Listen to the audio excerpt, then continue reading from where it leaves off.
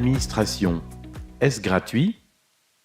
Un administrateur professionnel ou familial, pour les biens et ou pour la personne, a droit à une indemnité pour ses prestations et pour les frais engendrés qu'il doit exposer pour remplir sa mission. Une exception existe, les parents qui administrent les biens de leur enfant n'ont droit qu'à un remboursement de frais limités. Combien gagne un administrateur? Depuis le 1er janvier 2025, une liste officielle fixe les actes pouvant donner lieu à une indemnisation.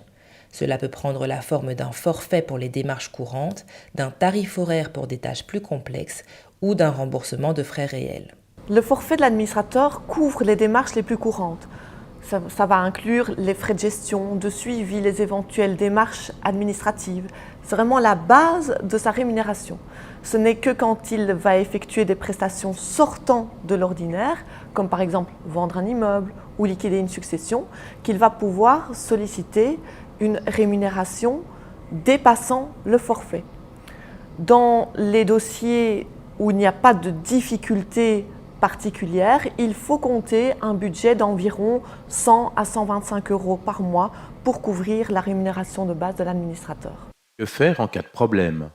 Vous n'êtes jamais seul. En cas de question ou de difficulté, plusieurs solutions existent.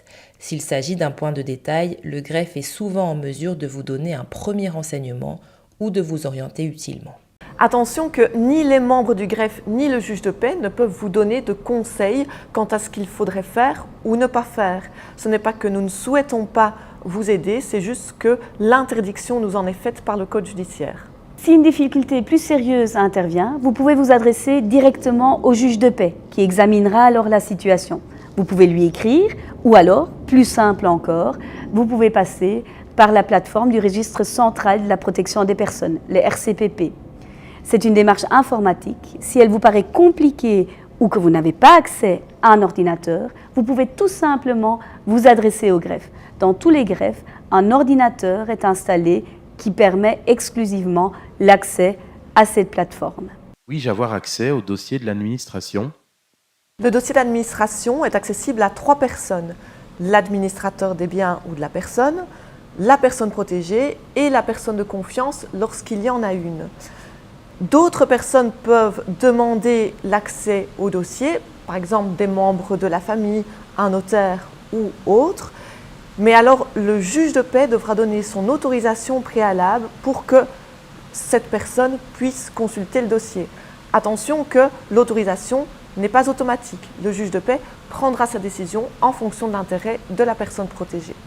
Après le décès de la personne protégée, le dossier restera encore conservé par la justice de paix.